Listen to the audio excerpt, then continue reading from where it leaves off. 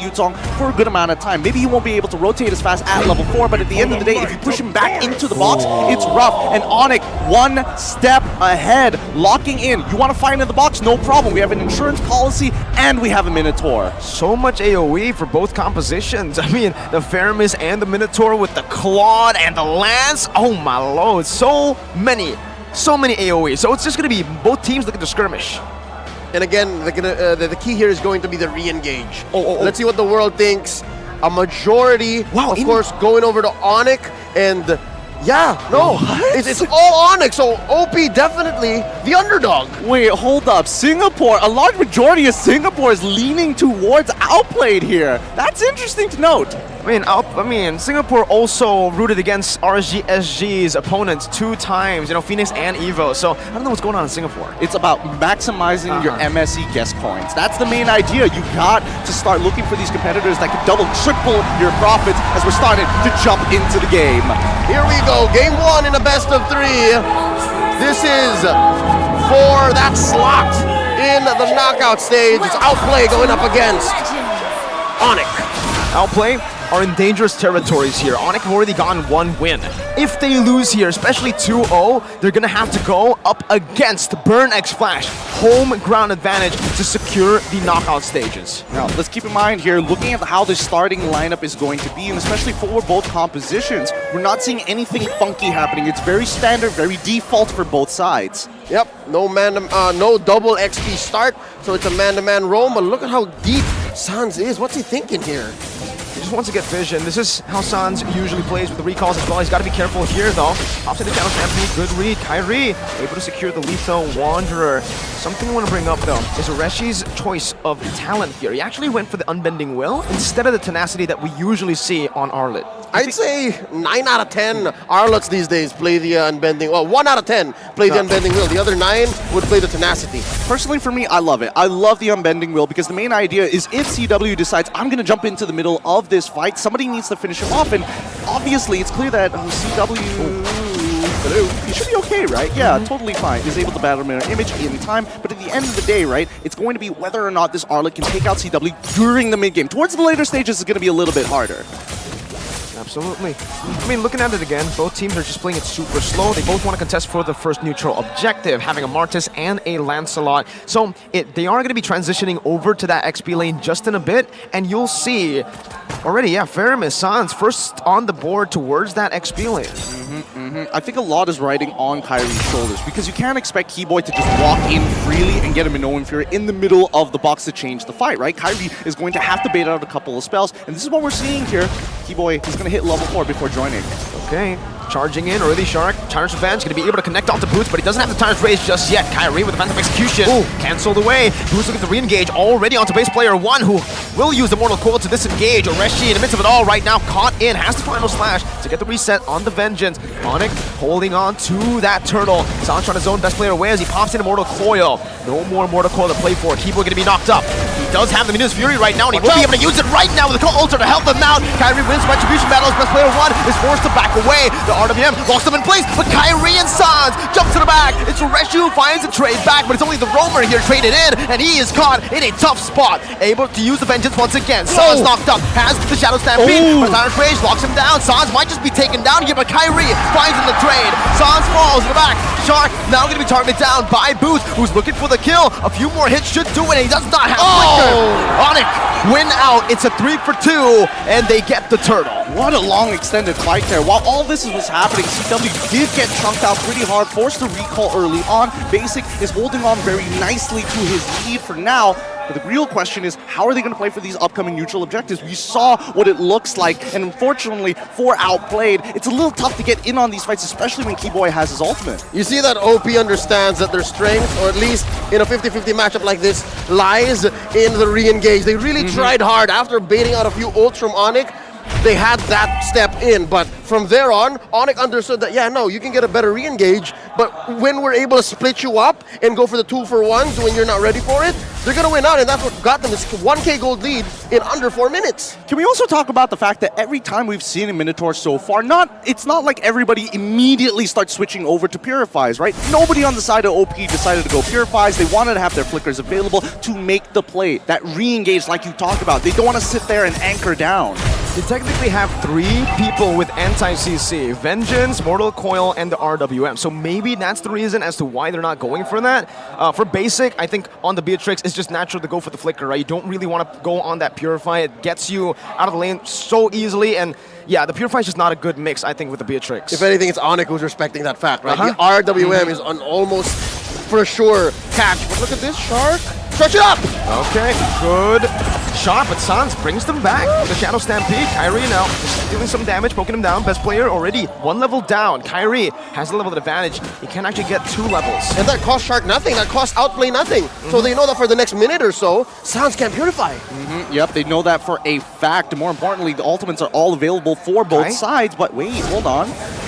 Okay, best player 1 has just used the Retribution. KAIRI able to dash away from the Tyrant's Revenge, and that should just be a free turtle over to ONIC. He baited out that Retribution super quick. Shark still is trying to give the team vision, trying to give space for the rest of the team to work with it, as in the bottom lane, Ureshi is getting out-leveled as well. It might be a solo kill. Boots jumps in, the passive is fully on. KAIRI doesn't decide to rotate down below, but Ureshi is forced to use Flicker defensively. Are they going to convert on this? Are they going to... No, KAIRI is not going to break from his path. He needs to make sure he ends up on that top side of the map rather than helping out with the bottom side, because it generally, you're not really going to interact with Arlet anyways, and half the time it's going to be Basic who's going to get targeted down in these major fights. On the other hand, right, best player has not been able to find the space and time to really get in on this, right? Early game Martis, you're expecting to get early decimates to finish off kills, but the way that ONIC is moving across the map, making sure that there's no holes in their defense. I'm loving the pressure that ONIC is placing down on the OP. It's slowly but surely. They're not ballooning out of control. It's a slow 1K, 2K gold lead over the past 6 minutes, and because of that, they're winning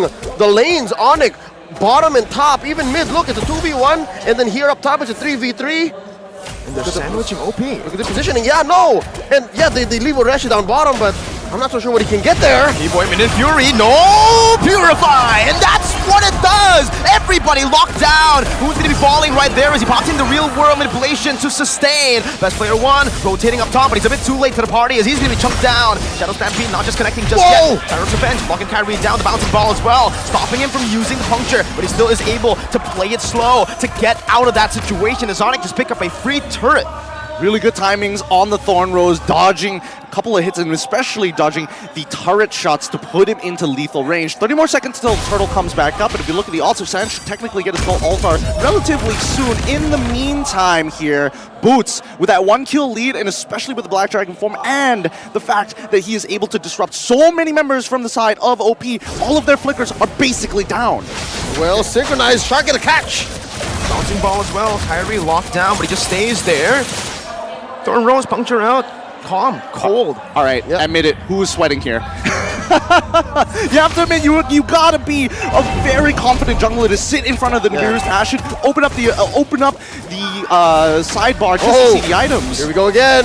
T-Boy and Sans brought together. CW is already down below right now. Chunking Shark pretty low, half HP. Doesn't have the regen, it seems, right now. CW is going to be able to regen back up. It seems like KAIRI is able to clear out the purple buff already. Getting that level lead once again. Secure the turtle. There's no contest from Outplay. They tried their best to go for the mid lane.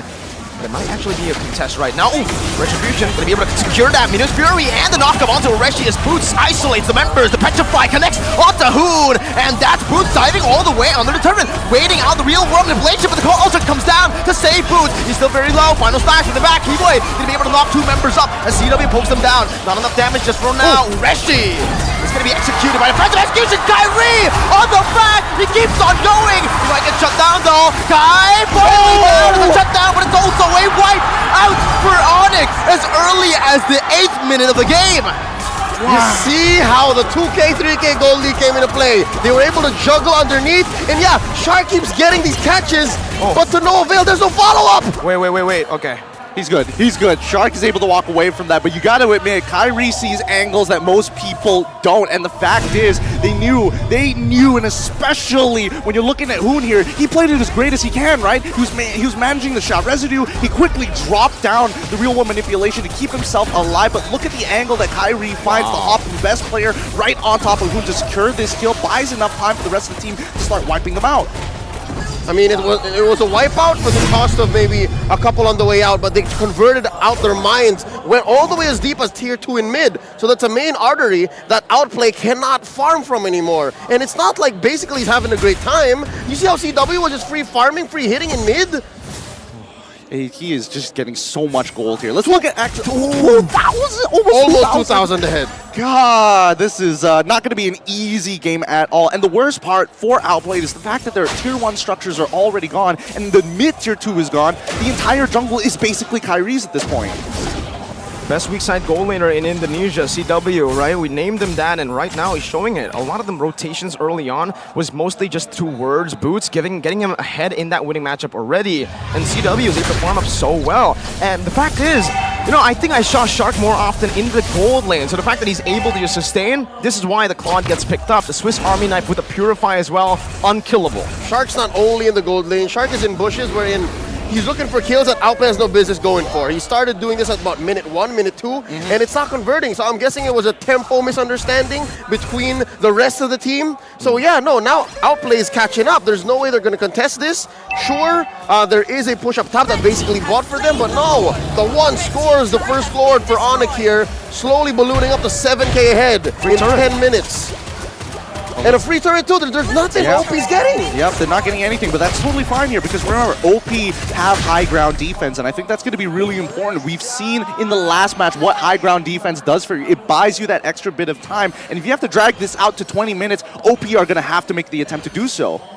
All right, what are you supposed to do right now, right? I mean, for Outplay, I think there's only one response to this play. It's to just turtle up in the base. That's right. But ONIC have a pretty good siege.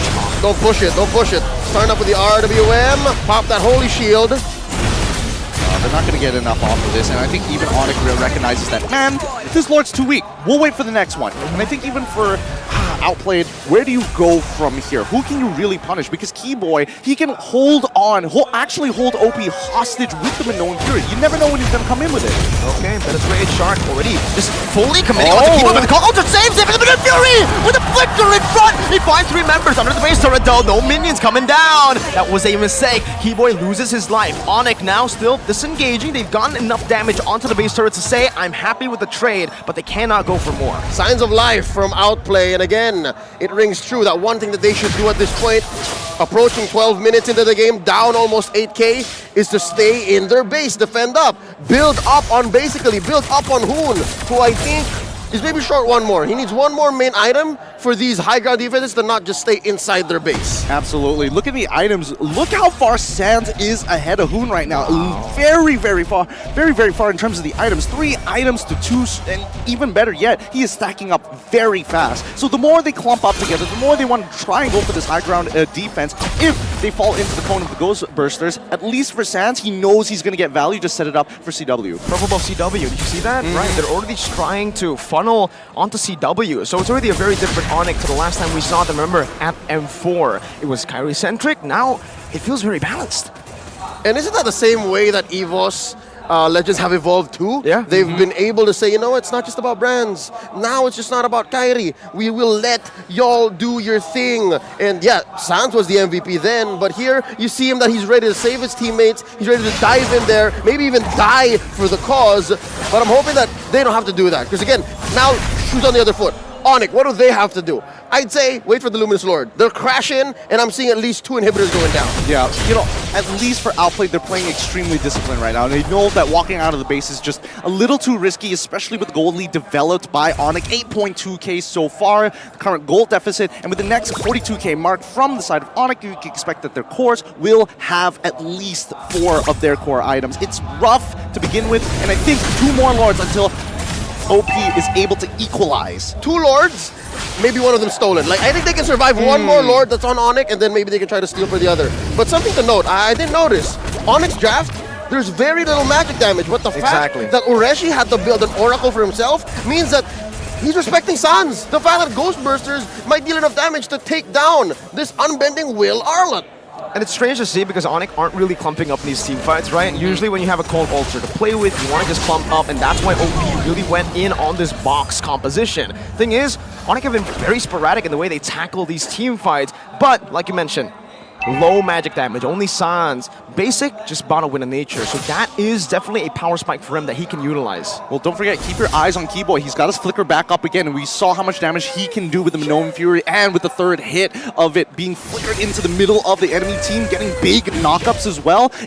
At least for Outplay, they can recognize we can try to cancel it out, but that's a lot of resources that's being dedicated to Keyboy. Here we go, Lord crashing on through. Mid goes down, bottom up next. There's a wave up top that Kairi's brought in.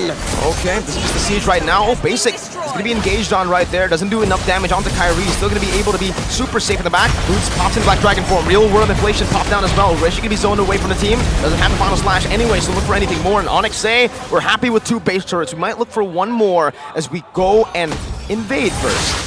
Well, to be fair, Hoon doesn't have the RWM. If they really want to force it, they can absolutely do so on the second wave, right? Oh, final slash! It actually brings Sans back, but he has to call Alter, and now the collapse on the back. CW with the laser to win onto the base. Hoon gets taken very low, still saving that flicker right now. Kairi is going to be caught. He has the dashes though, and CW now is going to be able to melt them down 1 by 1. It's a double kill for CW.